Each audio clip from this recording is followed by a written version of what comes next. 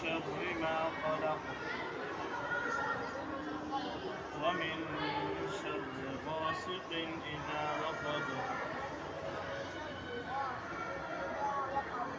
ومن شر النفاثات